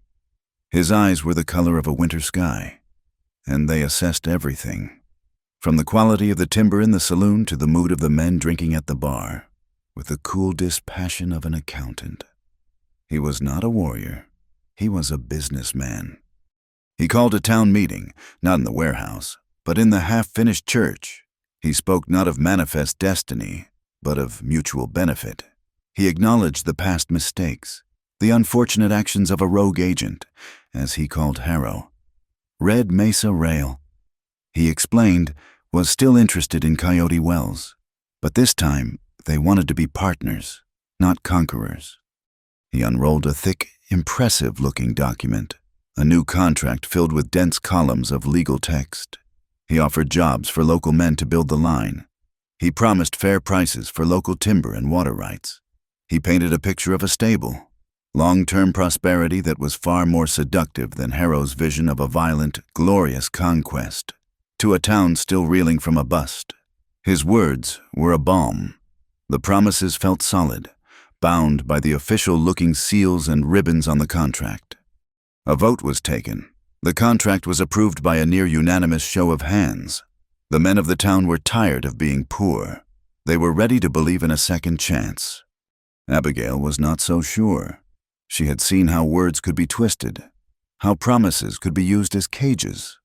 She obtained a copy of the contract and took it back to the small room she had rented, which now served as her office and dark room. The walls were lined with her photographs, the faces of the people of the territory, a silent testament to the complexities she had come to understand. For 2 days, she did not photograph. She read. She sat with the document by lamplight until her eyes burned.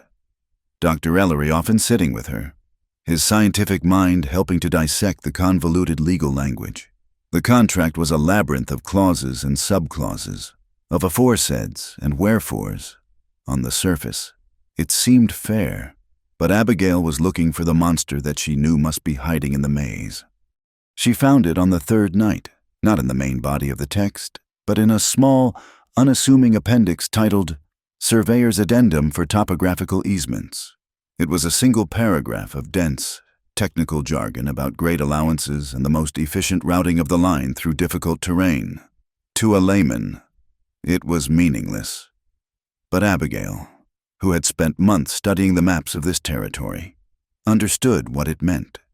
It was a loophole, a discretionary clause that gave the railroad's chief surveyor the power to deviate from the primary proposed route by up to 2 miles in either direction if he deemed it a matter of engineering necessity.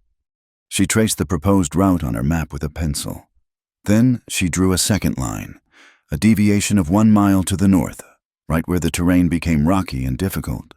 The new line, the efficient line, the line a surveyor would almost certainly choose, cut directly through a particular valley in the Apache foothills, a valley that did not appear on any official government map, but one that Kai had shown her. It was the place where his people had buried their dead for generations, the Valley of Sleeping Spirits. The next morning, she rode out to meet him. She found him not in the village, but in that very valley. It was a quiet, solemn place, where the wind whispered through ancient, weathered stones that marked the final resting places of his ancestors. She unrolled the map and the contract on a flat rock.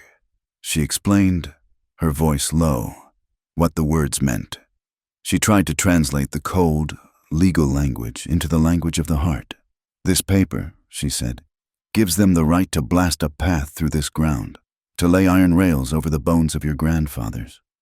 Kai listened, his face impassive, but she saw a new kind of coldness enter his eyes. A coldness that had not been there even when facing Harrow's guns. Nietzsche, who was with him, reacted with predictable fire.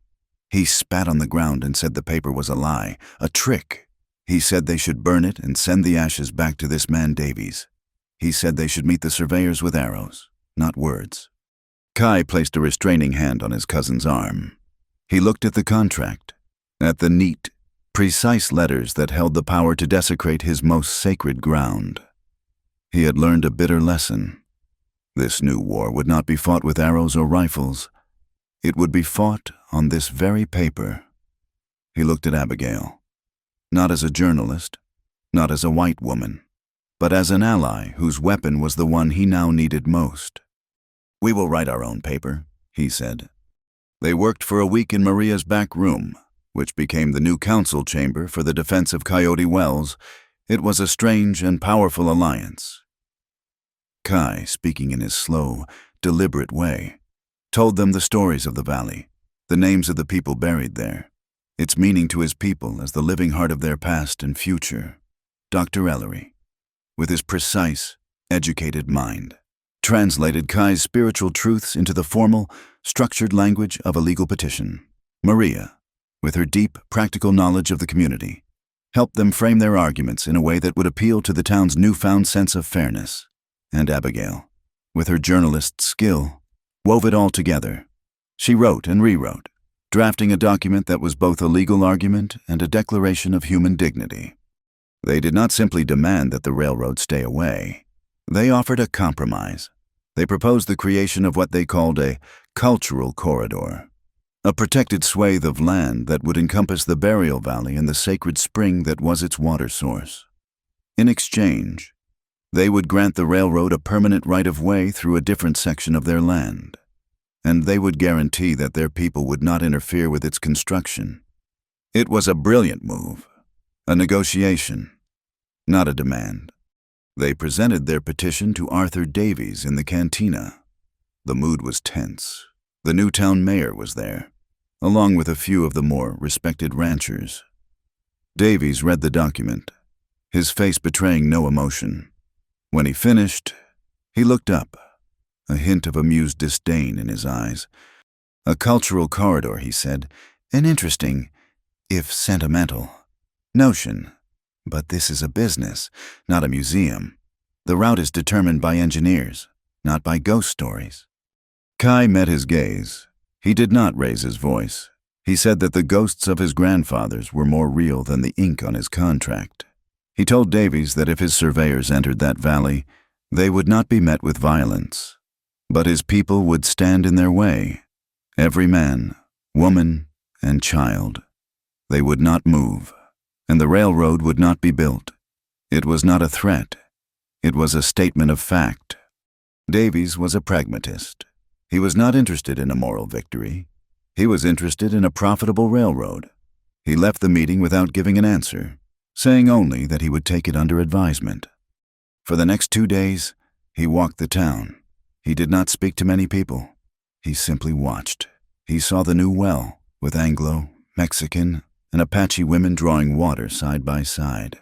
He went to the bi-weekly market and saw Nietzsche, the fiery warrior he had heard stories about, mediating a dispute between a miner and a leather worker over the price of a pair of boots. He saw a community that was not at war, a community that was, against all odds, working. He saw a future workforce, a local economy that could support his railroad, and a peace that would be very, very expensive to break. A protracted legal battle, combined with a campaign of passive resistance, would delay his construction schedule by years and cost the company a fortune. On the 3rd day, he called another meeting. He came with a new map. He had redrawn the route. It would cost the company more to build the line through the more difficult southern terrain. He explained, but he had convinced his board that the cost of goodwill was a sound investment. He accepted their proposal. The cultural corridor was now a recognized, legally binding entity. The victory was quiet, a signature on a piece of paper in a dusty cantina, but in many ways, it was more profound than the dramatic defeat of Major Harrow. It was a victory won not by force, but by reason, respect, and a community's refusal to be broken. That afternoon, old Jonah sat on the steps of the livery, a copy of the newly amended contract in his gnarled hands. A small group of children, a mix of Anglo, Mexican, and Apache, including the young girl Lila, had gathered around him. He was pointing to the dense paragraphs of text. "Now listen here," he said, his voice a conspiratorial rasp. "You all learn your letters. You learn to read. And you read a paper like this with the same care you read your Bible, because one tells you where you are going when you die, and the other," he tapped the contract with a thick finger, "tells you how you are going to live until you get there." A year passed. The raw, red scar of the railroad construction moved east, a distant pillar of smoke and steam on the horizon. It no longer threatened Coyote Wells. It served it. But the true life of the town was no longer measured by the railroad schedule. It was measured by the phases of the moon. The new moon market was a testament to the change. What had begun as a cautious experiment in commerce had become the town's primary social event, a festival of survival and coexistence. The central yard, once a stage for a show trial, was now filled with the smells of roasting corn, Apache fry bread, and Maria Alvarez's famous chili.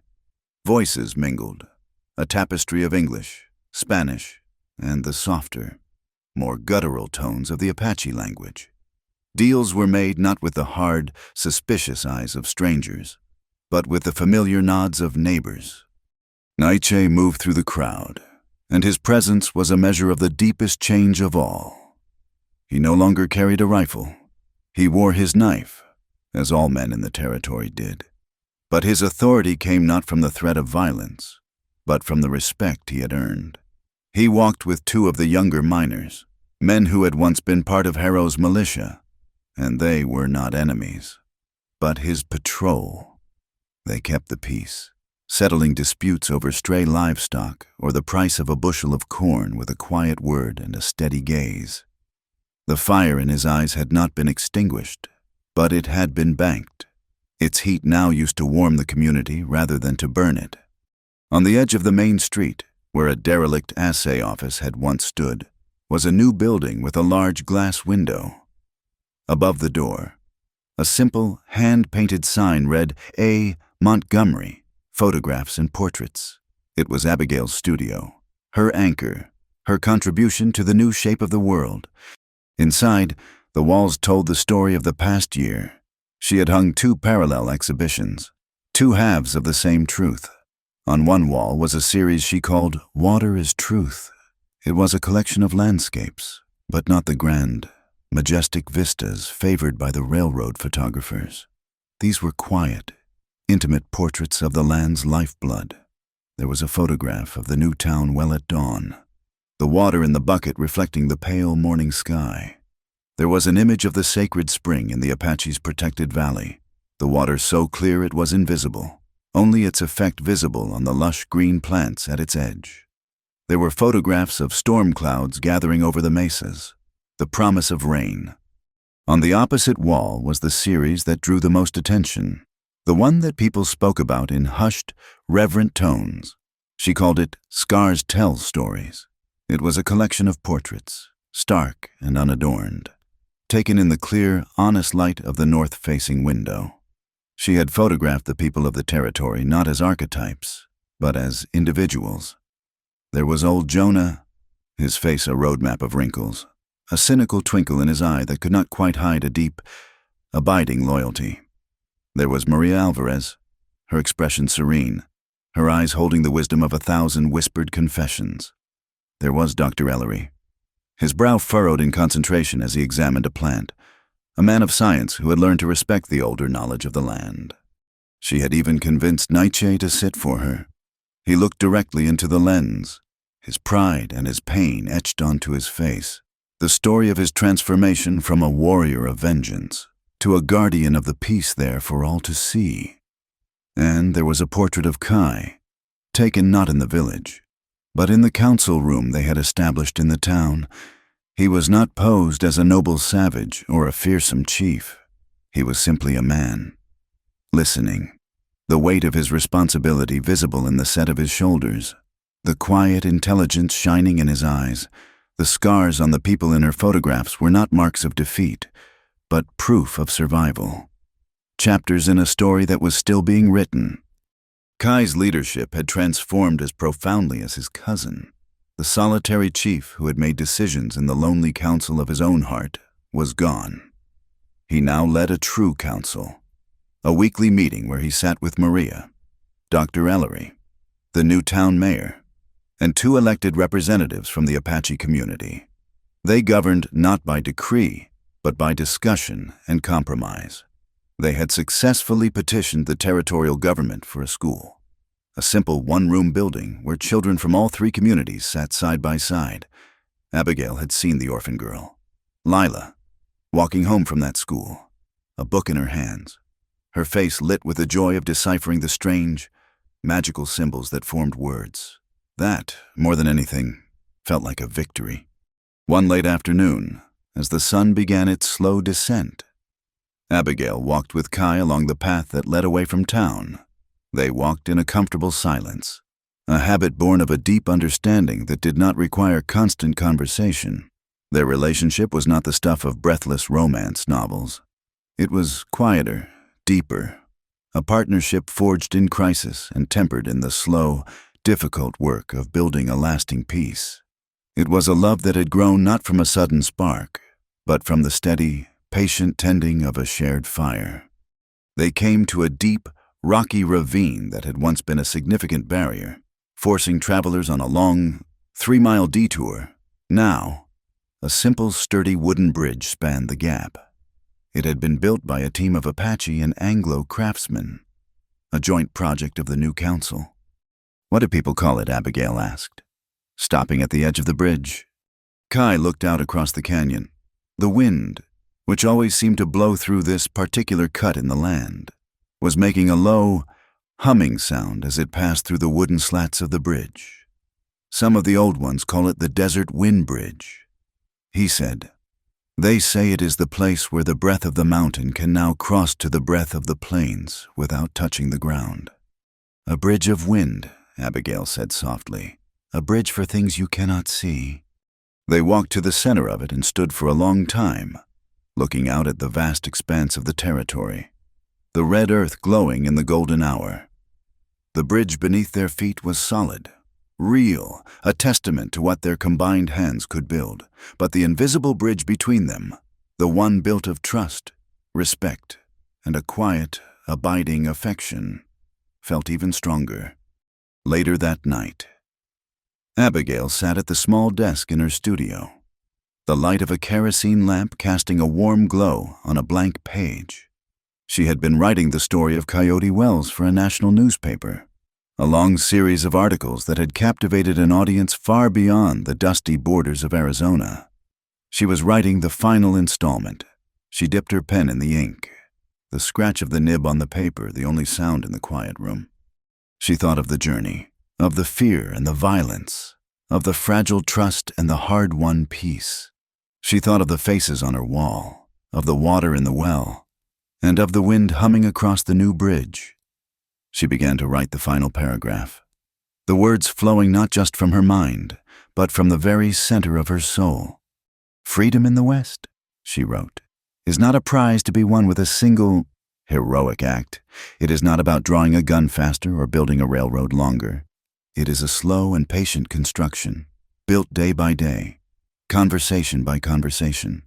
It is the courage to face the truth, the responsibility to listen to a story different from your own, and the wisdom to know that a community is more precious than a victory. Freedom in the West is not about drawing a gun faster. It is about learning to stand beside each other longer." Thank you so much for listening to our story. Please comment where you are listening from in the world so we can all connect, and do not forget to subscribe to our channel Wild West Tales. Like this video, and press the hype button to help share this tale with more people.